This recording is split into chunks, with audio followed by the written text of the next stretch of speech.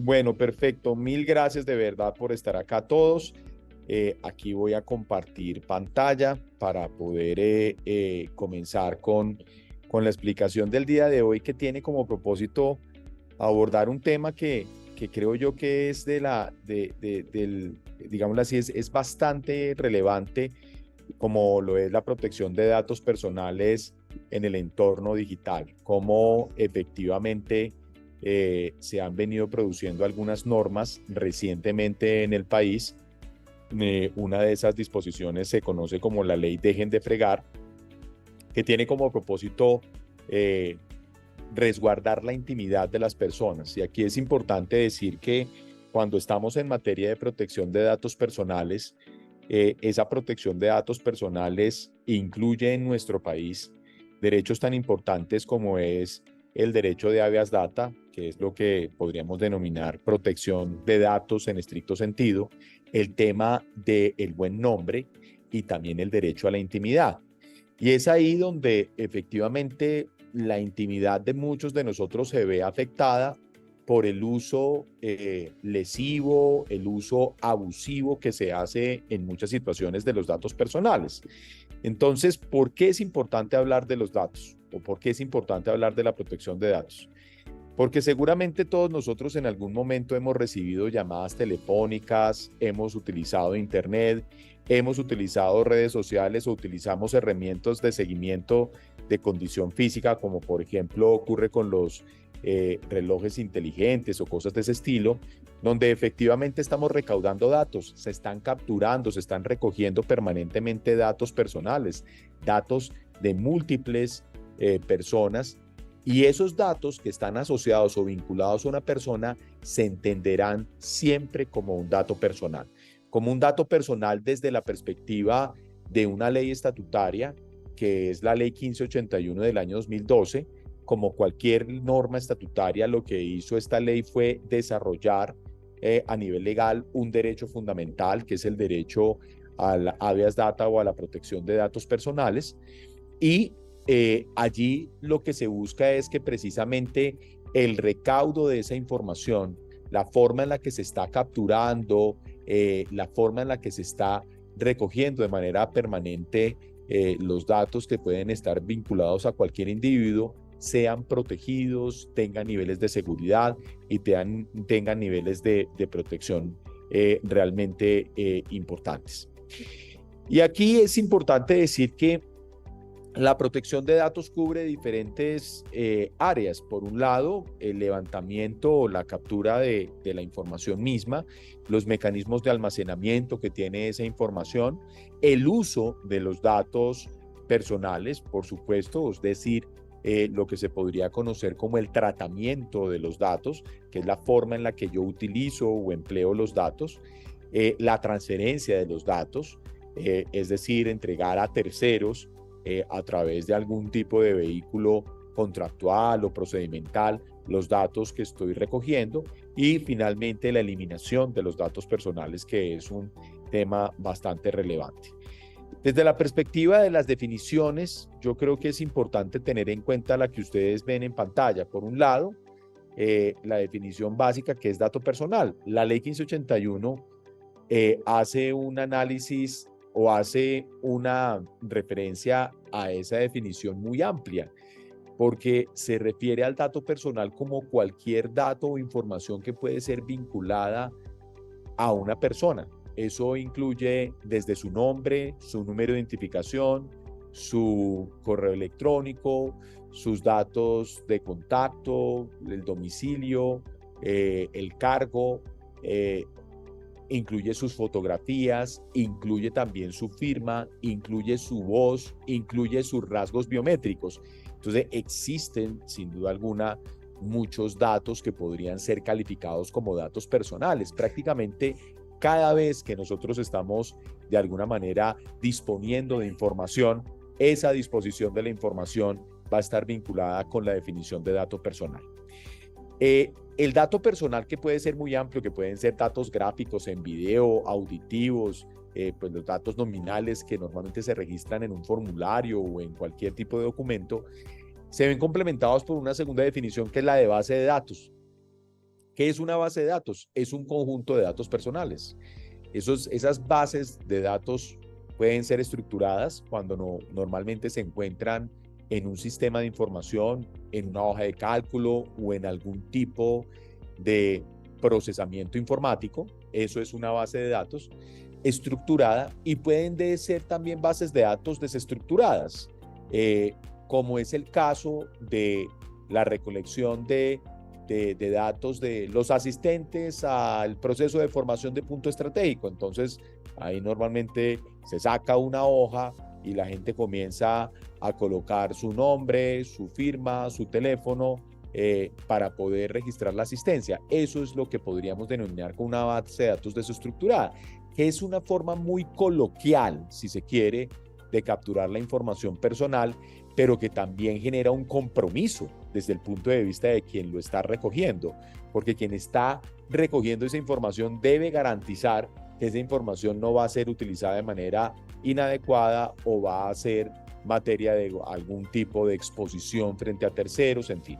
Entonces, las bases de datos pueden ser estructuradas o desestructuradas, y en esas bases de datos normalmente estará almacenada la información personal que puede tener diferentes clasificaciones. Hay una clasificación por el control de acceso que nos dice que la información, cuando es de total conocimiento general, se conoce como información pública. Está la información semiprivada, que es una información que le importa o que conoce un segmento, un sector especial de la economía. Está la información, además de eso, privada, que es aquella que tiene un control de acceso, que es normalmente nuestros datos, el número de celular, la dirección de las personas, algún número telefónico personal. Eso es un dato privado. Y hay información reservada, que la información reservada es aquella que corresponde al fuero íntimo de cada persona.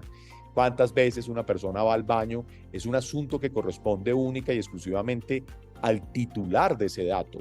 O sea, eso no le interesa absolutamente a nadie más. Y esa información es importante, obviamente, desde la perspectiva de la protección de datos. Entonces, en el desarrollo de los datos personales, tenemos bases de datos y tenemos, además de eso, un elemento fundamental, y es que, en principio, cuando se vaya a utilizar el dato personal de un tercero, siempre se va a requerir, siempre se va a necesitar la autorización de ese tercero. Es decir, que el tercero autorice el manejo de la información personal por parte de quien está recogiendo ese dato o quien está conociendo ese dato.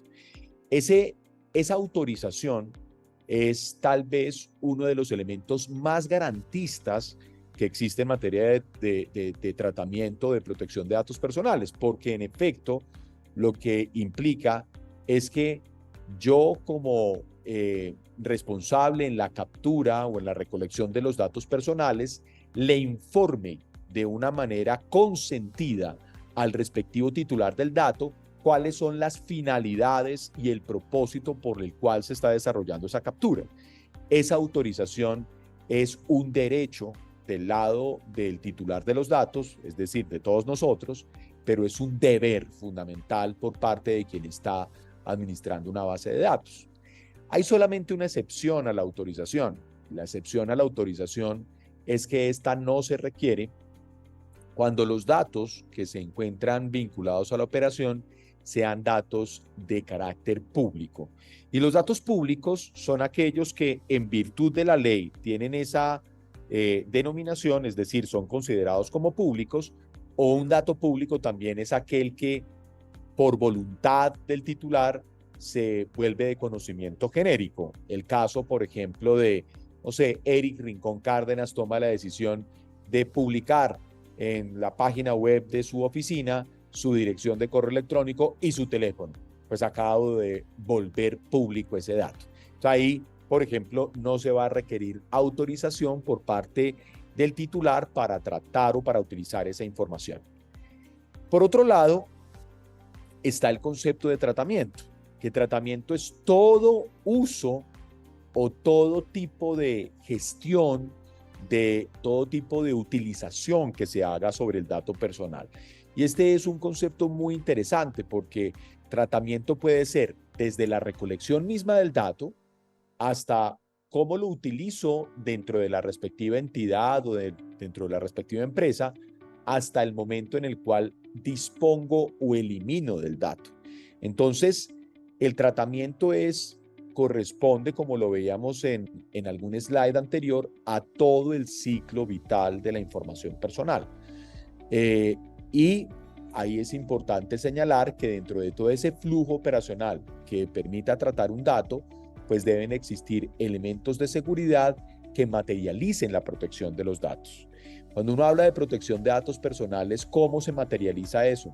Se materializa de manera directa en lo que tiene que ver con el aseguramiento, la seguridad técnica, jurídica, procedimental. Aquí en Colombia, lamentablemente, muchas personas se quedaron con que la ley 1581 se cumplía con tener una bonita política de privacidad o una bonita política de protección de datos personales y con tener unas autorizaciones. Es decir, se quedaron en la fase documental. Y eso es importante. Es más, yo me atrevería a decir, es muy importante, pero no es lo más importante. Lo más importante es realmente cómo aseguro la información, cómo desde la perspectiva de los procedimientos, de la parte tecnológica, estoy logrando que la información llegue finalmente a tener diferentes elementos de seguridad. Y de ahí que sea tan importante establecer el tratamiento, es decir, todos los puntos de tratamiento de la información personal, porque será en todos los puntos donde se deben garantizar las condiciones de seguridad. Y hay dos roles que son muy importantes, definitivos al momento de hablar de datos personales en Colombia: el rol de responsable y el rol de encargado. ¿Qué es un responsable? Un responsable es quien normalmente tiene control y puede disponer de los datos, es decir, quien tiene el control sobre el manejo de los datos personales. Ese es un responsable. El encargado es una persona que por delegación del responsable tiene a su cargo algún tratamiento sobre el dato personal.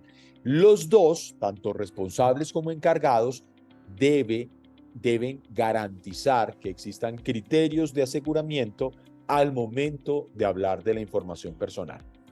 Esto es interesante porque no necesariamente quien está recogiendo la información es el responsable, sino que la recolección o la captura de la información puede ser un tratamiento que esté directamente delegado por un tercero. Pongo un ejemplo. Si yo como banco contrato a Punto Estratégico para que haga unas encuestas en algunos usuarios del banco, posiblemente algunos dirían que el encuestador, en este caso Punto Estratégico, por recoger la información, es el responsable, y no, es simplemente el encargado, porque él está cumpliendo un mandato, está cumpliendo, valga la redundancia, un encargo de quien actúa como responsable en esa información, que será el banco. Entonces, algunos dirán, bueno, entonces el responsable tiene mayores deberes o tiene mayores, digámoslo así, obligaciones respecto del tratamiento y respecto de la protección de datos personales. La respuesta es no. La respuesta es que tanto responsable como encargado tienen deberes importantes dentro de lo que es el desarrollo de las diferentes prevenciones que permitan eliminar los riesgos vinculados a los datos personales, pero definitivamente el responsable sí controla, toma decisiones sobre la disposición de los datos, mientras que el encargado simplemente procesa a partir de un tratamiento delegado o algo de ese estilo. Estas nociones son básicas para entender, entre otras cosas, que hay una clasificación que, como yo les decía, puede ser por el control de acceso, donde ya habíamos hablado de los datos que pueden ser públicos, los datos semiprivados, los privados y los reservados. Y hay una categoría que creó la ley 1581, que son los denominados datos sensibles.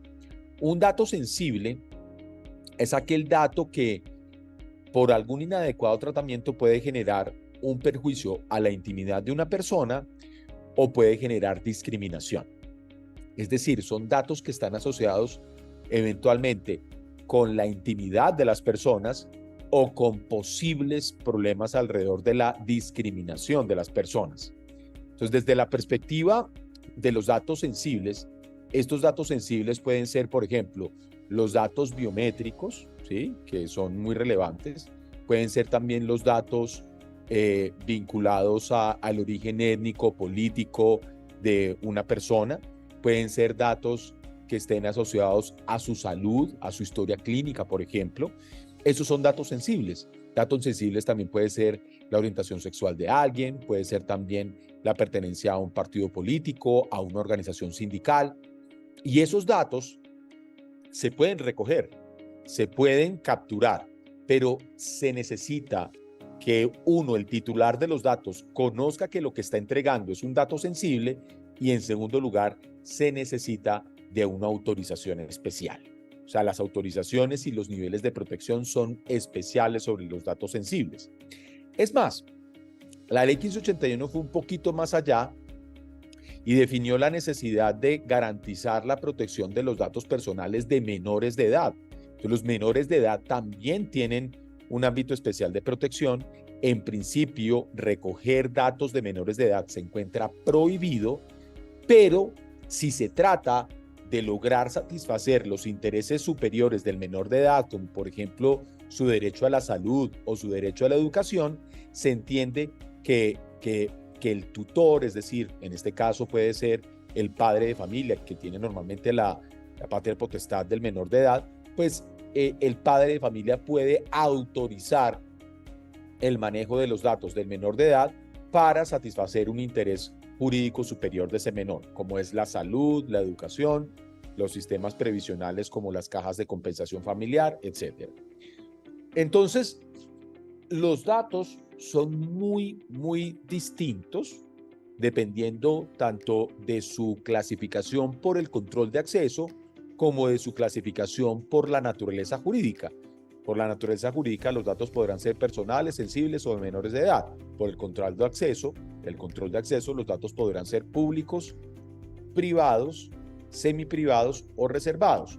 Y fíjense ustedes que dependiendo del tipo de dato de que se trate, pues tendremos un mayor control a nivel del aseguramiento, es decir, tendremos que contar con mayores niveles de seguridad.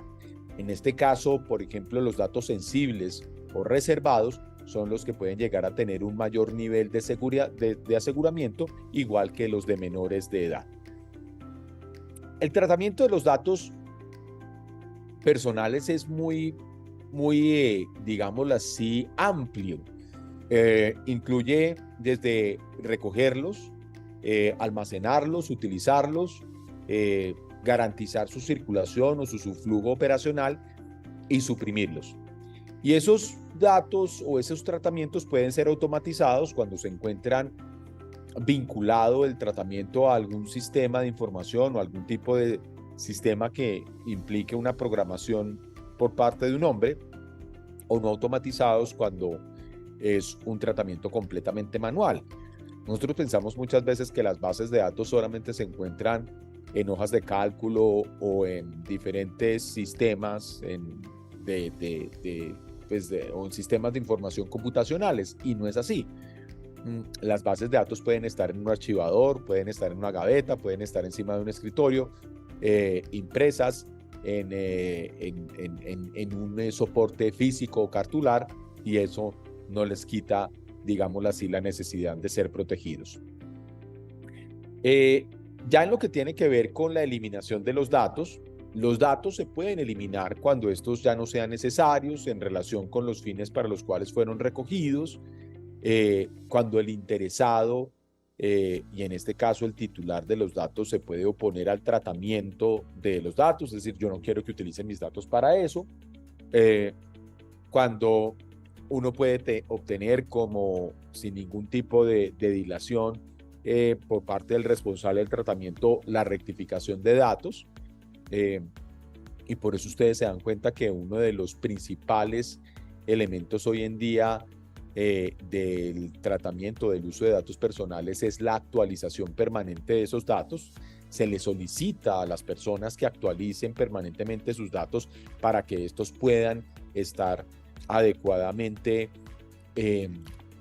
digámoslo así, verificados a lo largo del tiempo. Fíjense ustedes que acá las actualizaciones bancarias son una vez cada año, cosas de ese estilo, y con eso lo que se está logrando materializar es el principio de veracidad de los datos. Los datos personales, cuando se han tratado de manera ilícita, pueden ser obviamente eliminados, y cuando el interesado, en este caso el titular del dato, retira el consentimiento en el que se basa el tratamiento, también se puede obviamente eliminar el respectivo dato. La normativa en Colombia en esta materia es bastante prolífica. Incluso en el Congreso en estos momentos se encuentra en curso un proyecto de ley que busca renovar y darle alguna amplitud a algunas de las definiciones que traen las normas que acá ustedes ven en pantalla. Por un lado está la ley 1266, que es la ley de habeas data financiera, que es una ley muy importante sobre todo para el manejo, administración de las diferentes bases de datos que hacen parte del sistema financiero colombiano. Estará otra ley muy importante que es la ley 1581, la ley estatutaria en materia de protección de datos personales. En mi concepto personal, una ley garantista, una ley que entiende cuál es el marco o las dimensiones sobre las cuales se debe hablar en la protección, que debe ser una dimensión jurídica o documental, una dimensión de procesos y una dimensión además de eso tecnológica que tiene que ver con la seguridad de los datos.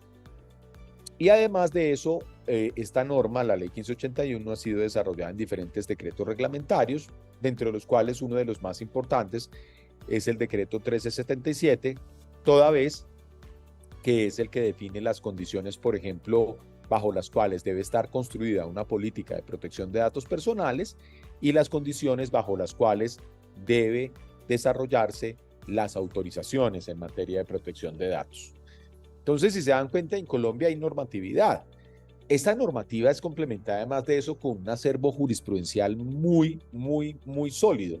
Es decir, desde 1991, con la aparición de la Corte Constitucional, ha sido una permanente cuestión a ser analizada por parte de la Corte en sede de tutela las diferentes infracciones que existen sobre el tema de la protección de datos, tanto así que existe una claridad meridiana en materia de lo que puede ser conocido como los datos, la autodeterminación informativa. ¿Qué es autodeterminación informativa?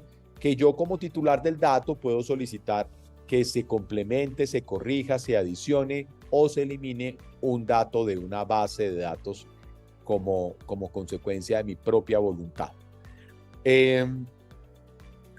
Y recientemente, que es ahí donde ya llegamos al quid del asunto, llegamos a la ley 2300 del 10 de julio de 2023, que tiene un nombre coloquial bastante, digámoslo así, sugerente, que es el tema de ley dejen de fregar.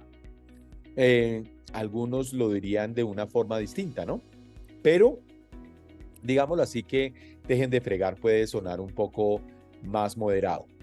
El dejen de fregar tiene que ver con una conducta comercial que habían desarrollado diferentes instituciones financieras y no financieras para llamar a horas completamente inadecuadas, en horarios y fechas que realmente no se compadecían con el desarrollo, digámoslo así, de la operación. Es decir, uno no entendía cómo lo llamaban a usted un sábado a las 6 de la tarde o un domingo a las 8 de la mañana.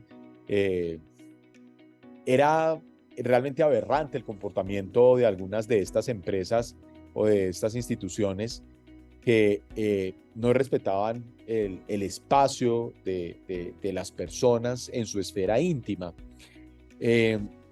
Y se había convertido en una práctica comercial muy notable, ¿no? O sea, como que la gente decía, no, pero si no aparece Rincón, ¿sí? Si no aparece o no aparece, pues sí, para poner el ejemplo propio, si no aparece el señor Eric Rincón entre semana, pues entonces llamémoslo los fines de semana y volvámoslo loco.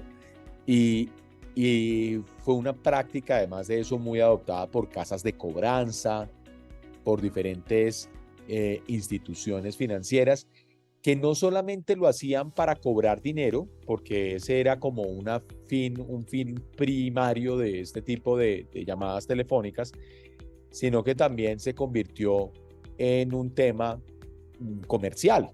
Entonces, a mí, por ejemplo, me tienen desesperado, o sea, odio profundamente a algunos agentes bancarios que me llaman a ofrecerme que compras de cartera, que tarjetas de crédito, que créditos de consumo o créditos de libre inversión. Y uno dice, pero ¿cómo considero mi teléfono? Por favor, bórrenme de esa base de datos, no me vuelva a llamar, no me vuelva a escribir, no quiero tener contacto con usted.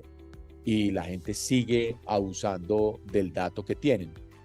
Ahí hay varias fricciones. Uno, que muchas veces se está contactando a alguien sin tener, sobre todo en la labor comercial, no en la labor de cobranza, porque en la labor de cobranza se supone que ya hay un vínculo contractual previo, pero si se trata de una labor comercial, muchas de esas llamadas en frío, uno dice, ¿de dónde sacaron mi dato? Con lo cual puede haber una eventual violación a la ley 1581 porque no se está cumpliendo el principio de finalidad, que el principio de finalidad está asociado con la autorización. Si no se encuentra autorizado mi dato personal en mi teléfono para que alguien me llame, nadie me tiene por qué molestar. Nadie me tiene por qué llamar. No, que es que yo tenía, por ejemplo, una odontóloga hace unos años que me decía, no, por favor, deme unos referidos. Y yo le decía, yo no voy a darle ningún referido, no, yo vengo acá y me parece genial todo el servicio que usted me ofrece, pero yo no le voy a dar un solo referido. ¿Y por qué no le voy a dar un solo referido? Por una razón, y es que yo no voy a comprometer datos personales, que son datos personales de terceros, no se los voy a entregar a usted en este momento, pues simplemente para ganarme las felicitaciones o para congraciarme con la señora odontóloga. O peor aún, lo que hacen en algunas áreas de recursos humanos de empresas públicas o privadas, que por una agenda de esas que entregan a final de año o por una sombrilla, se entrega la base de datos de todo el personal de una organización y comienzan entonces a llamar los bancos a ofrecer tarjetas de crédito en un supuesto convenio, que el convenio es simplemente la entrega de una ancheta por parte del funcionario bancario a quien es el director de recursos humanos. Eso es una violación flagrante a los datos personales. Pero además de eso, lo que resultaba contraevidente es que había una afectación a la intimidad de las personas cuando se llamaban en horarios no hábiles o peor aún cuando se llamaba en días no festivos, como es el caso de un domingo o un lunes festivo, que había llamadas de ese estilo. Y no solamente se quedan con las llamadas telefónicas, sino que comenzó a darse contactabilidad a través de SMS, de los mensajes de telefonía móvil celular, o a través de diferentes aplicaciones de mensajería instantánea, como puede ser WhatsApp o como puede ser el caso de Telegram o cualquiera de esas. Entonces, esta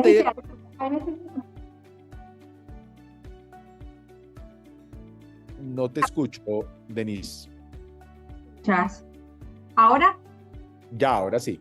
Ok, te decía que cuando se mantiene la práctica, porque esta ley, aunque es fresquita, ya está en vigencia, pero casualmente la semana pasada me llamaron porque alguien dio mi dato para un producto, para una visita en la casa, para enseñarme a comer saludable, pero al final me van a vender unas ollas porque ya lo viví antes.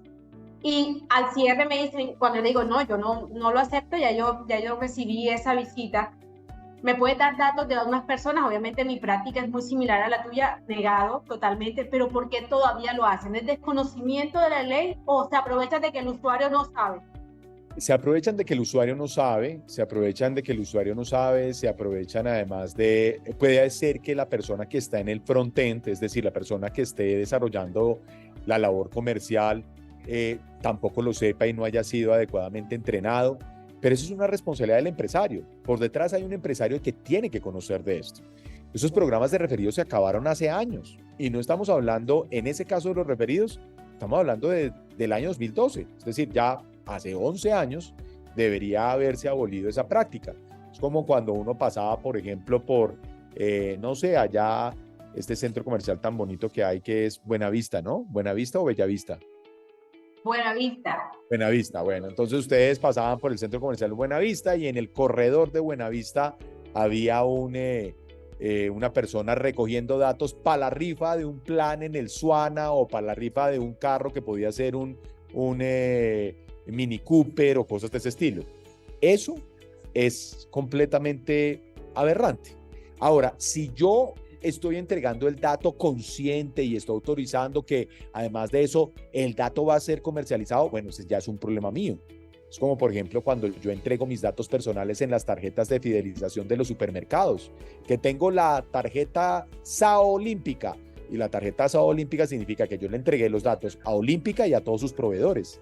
Ese es pero yo tomé esa decisión, es decir, yo fui quien de manera directa tomó esa decisión. Pero en este caso, por ejemplo, ese plan de referidos, a mí me pasa mucho o me pasaba mucho cuando estaba mucho más joven. eh, Hace muchos años me pasaba que me referían para cursos de inglés. Solo llamaban a uno, no, sí, no, es que lo refirió su amigo Pablo Jiménez. O sea, este tipo dejó de ser mi amigo. ¿Cómo es posible que me refiera, que dé mi teléfono a un tercero sin que exista mi consentimiento? Eso pasa con los planes de referidos. Jamás hay consentimiento por parte del titular de los datos de la entrega a un tercero. Entonces, esa es una práctica que debería abolirse. Ahí les pregunté en el chat que si les ha pasado, que si los han llamado a través de un referido, porque esto me sorprende mucho, pensé que, pero me estás hablando de 2012 y que todavía una empresa dentro, y estamos hablando de empresa y estrategia comercial, cuando hablamos de funnel de venta, allá en la entrada dicen referido. O sea, eso no debería ni siquiera existir como una acción específica. Claro, los referidos deberían ser consentidos, referidos y consentidos. Es decir, yo no estoy diciendo que el plan de referidos se acabe, pero un referido sin que haya consentimiento del titular del dato de que ha sido referido, pues es ilegal, es manifiestamente. Y es complicado que en una llamada, espérate que voy a llamar a mi amigo para ver si acepta. Natalia levantó la mano, Natalia Valencia, me pareció. Sí, hola, buenos días, ¿cómo están? Bien, gracias, Natalia. Bueno, haciendo un poco referencia a lo que tú acabas de comentar, yo creo que, bueno, a nivel de costa, a media Barranquilla, por no decirle que a todos le han llegado esas invitaciones del tema de las ollas. ¿Cómo actuar uno, por ejemplo, pero ya enfrente a la empresa, o qué medidas se pueden tomar? Porque, por ejemplo, yo por mi ejercicio, yo soy abogada, yo sé que ese tipo de cosas no las voy a hacer. Yo recibí la visita un día en mi casa y yo, bueno, te voy a ayudar, no la voy a comprar, por supuesto, pero te voy a ayudar y te voy a recibir, y cuando llega la parte, refiéreme 2, 3 personas que puedan recibir la visita. Sí le pregunté a las personas específicamente por qué ejercían ese tipo de prácticas y me dicen, no, los exigen en la empresa porque a nosotros nos pagan por visitas que hagamos. Entonces, ¿de qué manera podemos actuar frente a este tipo de empresas, o qué medidas se pueden tomar para que esta práctica no se siga ejerciendo? Por supuesto, ya van más de 10 años de la ley y entonces ya existe como una condición además al trabajador que consiguen referidos, si no, pues no te voy a pagar. Entonces estas chicas van de casa en casa haciendo las visitas, buscando la referencia. Entonces, si bien ellos no conocen, el usuario común no conoce la ley, no lo maneja, no sabe que no debe dar los datos de la otra persona sin su consentimiento. La responsabilidad, sin lugar a dudas, está en cabeza del empresario.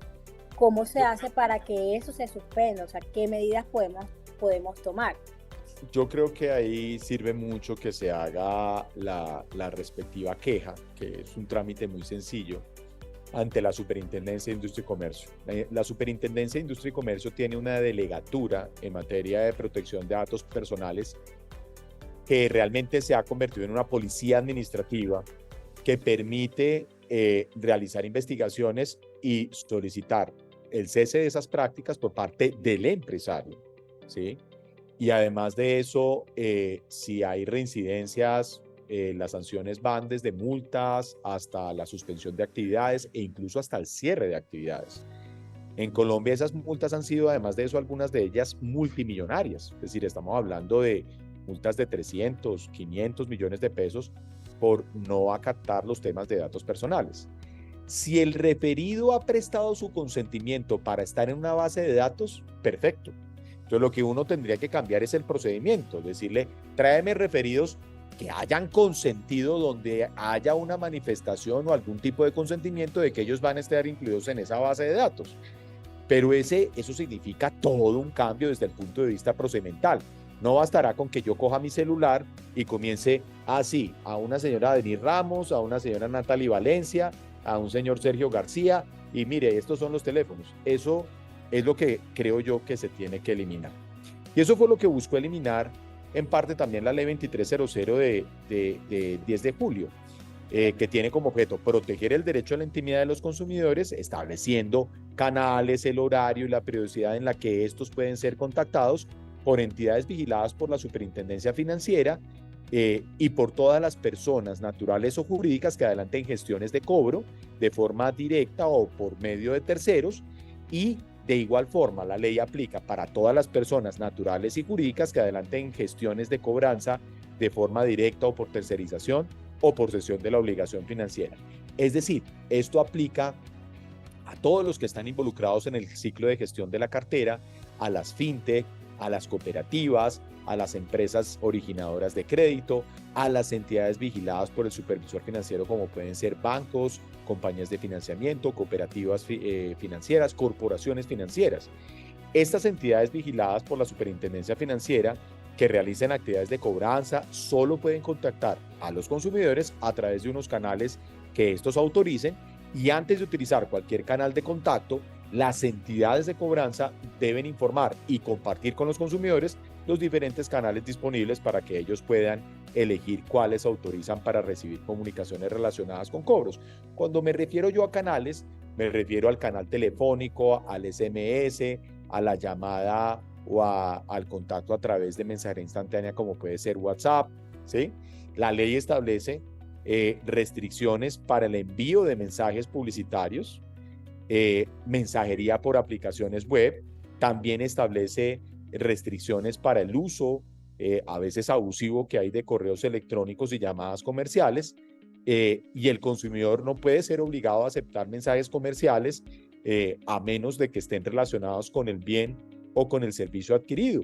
En promociones para construir bases de datos, el consumidor debe aceptar explícitamente y se debe ofrecer un mecanismo para cancelar la recepción de mensajes, a menos que exista un deber contractual de permanecer con la base de datos de cobro. A mí, por ejemplo, no sé de dónde, yo he cambiado el teléfono varias veces en los últimos años y no sé cómo algunos agentes comerciales de Ave Villas logran mi teléfono, pero a mí me escriben de Ave Villas y yo digo, uno, no tengo relación contractual vigente con ese banco, ni en productos de captación, ni en productos de colocación.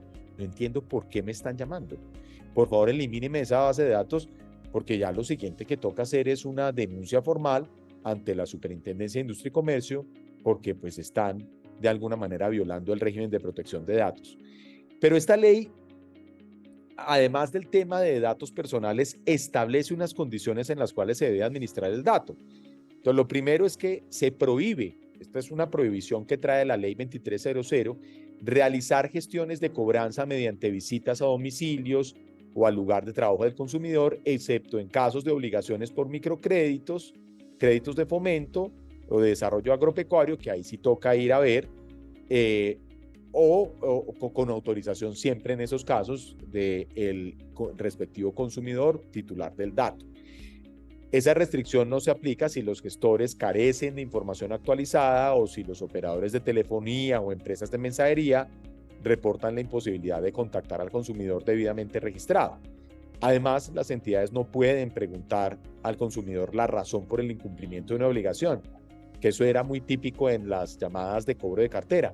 ¿Por qué no está cumpliendo? ¿Se quedó vaciado? Pues claro, pues puede ser por diferentes razones, o porque no me acordé de la obligación, o porque en efecto estoy vaciado, o por lo que sea. Eso ya no puede existir, esas razones de incumplimiento no pueden ser indagadas, aunque sí pueden consultar las diferentes alternativas de pago conforme a la situación financiera. Es decir, tampoco es que las llamadas se conviertan en una imposibilidad de cobro. Sí se puede cobrar se le deben ofrecer alternativas al respectivo consumidor financiero, y eso es algo que está definido dentro de la Ley 2300. Otro aspecto importante es que los consumidores solo podrán ser contactados por gestores de cobranza o con mensajes publicitarios en horarios específicos, que esos horarios son de lunes a viernes, de 7 de la mañana a 7 de la noche, que es un horario, digámoslo así, relativamente hábil. Yo sé que para algunos será más extendido de lo habitual, porque un horario hábil normal es de 8 a 5, de 8 a 6, y los sábados de 8 de la mañana a 3 de la tarde. Si se dan cuenta, esas son las franjas. El consumidor debe, además de eso, si desea, excluyendo en cualquier caso los días domingos y los días festivos, si se desea contactar fuera de esos horarios, el consumidor debe expresarlo por escrito, que el escrito puede ser obviamente electrónico, después de la suscripción del contrato.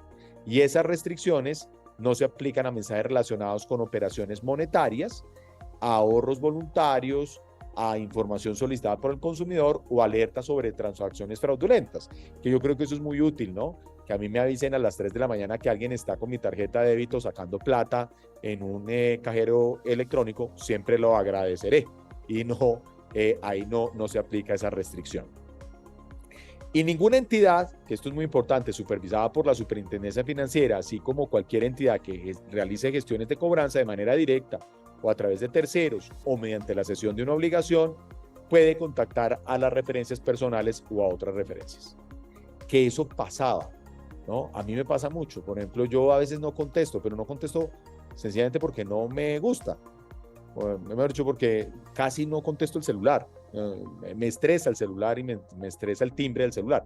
Entonces, cuando no contesto, las entidades, había una entidad financiera en particular que siempre llamaba a mi esposa. Entonces mi esposa terminaba diciendo, oiga, el Banco de Hacienda lo necesita para algo. Me dice, pero ¿por qué la están llamando a ella? Esa es una cosa que hoy en día está prohibida. O sea, no se pueden contactar ni a las referencias personales, ni nada de esas cosas. Se tiene que lograr la contactabilidad a la persona a través de alguno de los canales, que puede ser, ustedes dirán, bueno, si este desgraciado de Rincón no contesta a las llamadas, entonces ¿por dónde contesta? A mí cualquier WhatsApp lo contesto casi que, pues, no diría yo de manera inmediata, pero los WhatsApp, soy juicioso en tener un control del WhatsApp o de un SMS, eso lo contesto a tiempo, o un correo electrónico, ¿sí? Tal vez lo que a mí personalmente no me gusta tanto es la comunicación tan sincrónica. Sin embargo, se les permite contactar al avalista, pues, que finalmente es el garante, al codeudor o al deudor solidario en la misma condición que establece la ley. Es decir, ojo, se puede contactar a esos terceros que están vinculados con la obligación. Es decir, eso no significa, pero a veces en las obligaciones se dejan referencias personales, referencias comerciales. Esas referencias no se pueden contactar para efectos de ningún tipo de proceso, ni de cobro, ni de advertencia, ni nada. Al avalista, al codeudor y al deudor solidario sí se les puede contactar, porque ellos están vinculados de manera directa con la respectiva obligación. Entonces, si se dan cuenta, la ley 1581 es la ley, 2300, junto a la ley 1581 son normas que realmente son bastante garantistas. Acá dice la siguiente pregunta. Dice, en el marco de la ley 2300, ¿con qué mecanismos cuentan las entidades de cobranza para contemplar una respuesta obligatoria del usuario que defina los canales a través de los cuales desea ser contactado?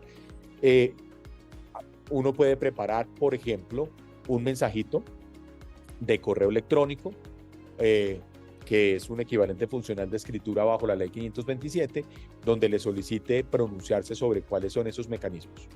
El cliente debe responder sobre ese mensaje, y ahí es donde debe aceptar esa contactabilidad. Ahora se está viendo mucho que están pidiendo nueva autorización. Es una forma de hacerlo, es decir, que ya no es válida la autorización otorgada en el marco de una relación contractual previa. No es que no sea válida, es válida. Lo que pasa es que con la nueva autorización, lo que se hace de una vez es solicitar la definición de cuáles van a ser los canales de contactabilidad, es decir, una forma inteligente de lograr por ejemplo, que el consumidor, el cliente, me defina cuáles van a ser los canales de contacto, es, por ejemplo, dentro de la misma autorización. Esa es una forma inteligente de hacerlo. Eric, antes de pasar al siguiente, que tú sí puedes ver, tengo un mensaje directo antes que dice, de Dayana Borges, ¿cómo se hace en el caso de los mensajes de texto a invitaciones a eventos o actividades gratuitas? ¿Se maneja de la misma forma? Lo pregunto ya que veo que han puesto ejemplos, pero solo en la parte financiera. De la misma forma. Todos esos mensajes que son publicitarios, invitaciones comerciales y demás, tienen exactamente el mismo tratamiento desde la perspectiva de los horarios. Es decir, tiene que manejarse dentro de estos horarios, que son el horario de lunes a viernes de 7 a.m. a 7 p.m. y los sábados de 8 a 3 p.m. Cualquier cosa por fuera de eso sería abiertamente ilegal. Entonces, eso incluye las operaciones de marketing, porque la norma lo define de ese tema. Gestores de cobranza o con mensajes publicitarios. Eso es perfectamente posible. Otra de las preguntas que nos están haciendo es, ¿me podría indicar en dónde puedo encontrar la ley que dice que los usuarios pueden recibir WhatsApp o mensajes con respecto al servicio adquirido, pero no para propósitos de marketing? Muchas gracias. Pero no para propósitos de marketing. En la misma ley 2300, es la ley 2300 de la que hemos estado hablando. Esta norma entró a regir en octubre de 2023, sin embargo, ¿tiene efectos retroactivos? No, tiene efectos a partir del momento en el cual fue expedida, es decir, desde octubre para acá es que tiene su completa aplicación. Ingresen desde octubre de 2023 o es con todos los consumidores. Ojo, no. Es con todos los consumidores a partir de octubre. Cuando hablamos de la retroactividad en el tiempo, nos referimos es con todos los clientes, incluyendo los que estaban antes de octubre y los nuevos, tenemos que tener ese comportamiento con la información de aquí en adelante. Bien, de aquí en adelante. Bueno, no, el tema es muy interesante. Claro.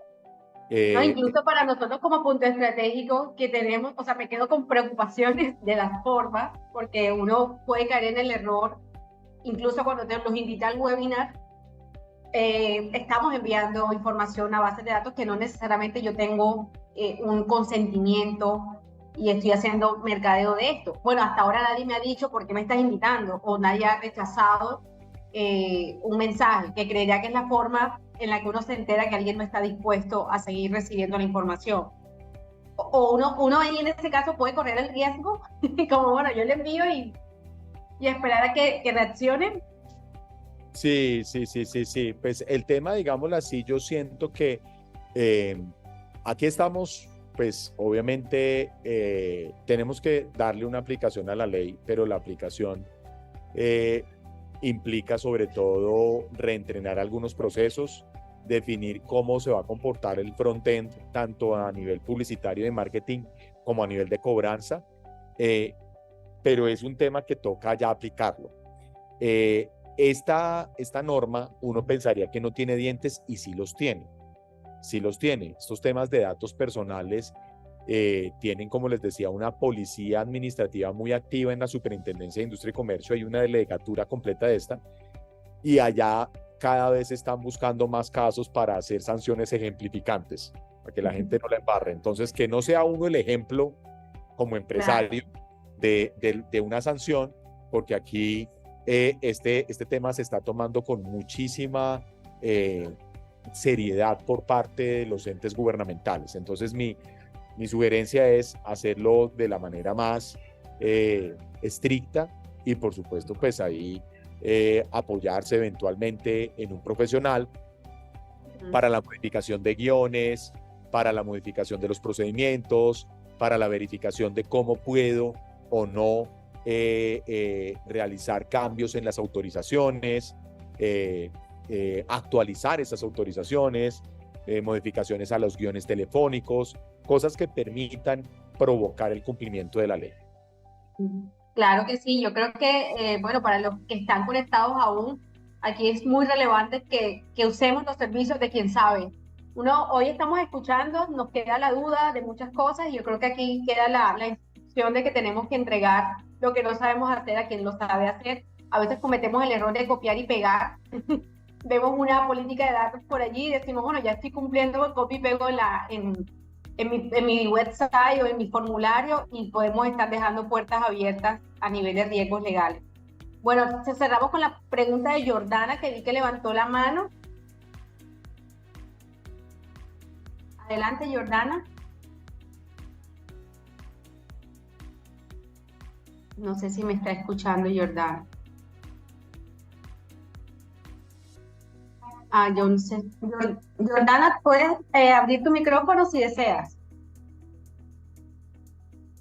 Bueno, no sé, creo que se le levantó la manito por error. Sí. Y Natalie nos dice, no vale la pena tomar ese riesgo, enviar correo y esperar que no pase algo ciertamente irresponsable. Sí, exacto, Natalie, gracias por tu aporte. De acuerdo. El resumen ejecutivo es: contratemos al que responde. En este caso, Eri nos está dejando. No, más que contratar, yo creo que hoy en día hay mucha información alrededor de la ley, o sea, la aplicación de la ley. Sí se puede, obviamente, contratar los servicios profesionales de alguien, pero más allá de eso es revisar la ley. La ley no es de difícil comprensión, es una ley que fue redactada de una forma muy general, buscando que la gente en general entendiera la temática. Entonces, mi sugerencia es, lean bien la norma, la ley 2300, y obviamente, si ustedes lo consideran, ahí toca comenzar a modificar los procedimientos, modificar los términos y condiciones, las autorizaciones para provocar el cumplimiento de la ley. Ok, María Camila dice, en este sentido, sí entiendo, lo más recomendable es volver a solicitar la autorización para el consumidor, sí. Totalmente, esa es una forma inicial de hacerlo bien. Borrón y cuenta nueva, la ley nos pide nuevas cosas, hay que ajustar los procesos, que es el resumen de esta sesión. Eric, gracias, de verdad, de corazón. Este es el último webinar que hacemos con nuestros aliados. Se nos viene un proceso interesante en el 2024 con un programa de acompañamiento regional en sistemas de innovación, pero sabemos que la innovación no tiene sentido si caemos en pequeños errores como estos. Desarrollar una nueva fintech, por ejemplo, sí o sí me obliga a entender cómo yo puedo hacer mis procesos de cobro o de captación de clientes. Entonces, todo está alineado. A veces olvidamos estos detalles menores en sentido de lo que es innovación como tal, pero que pueden hacer que una inversión se vaya perdida por no haberlo tenido en cuenta. Entonces, muchas gracias por aceptar la invitación, y a todos los que se conectaron.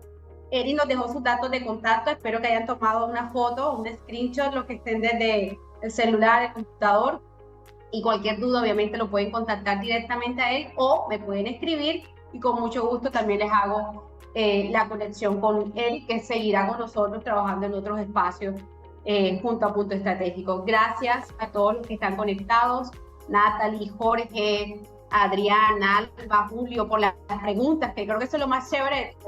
No solamente que estén conectados, sino que el tema genere interés y hagan preguntas sobre lo mismo. Bendiciones para todos. Muchas gracias. Muchas gracias por el espacio. Mil gracias, hasta luego. Muchas gracias por el espacio. Gracias. Que les vaya bien en el resto del día.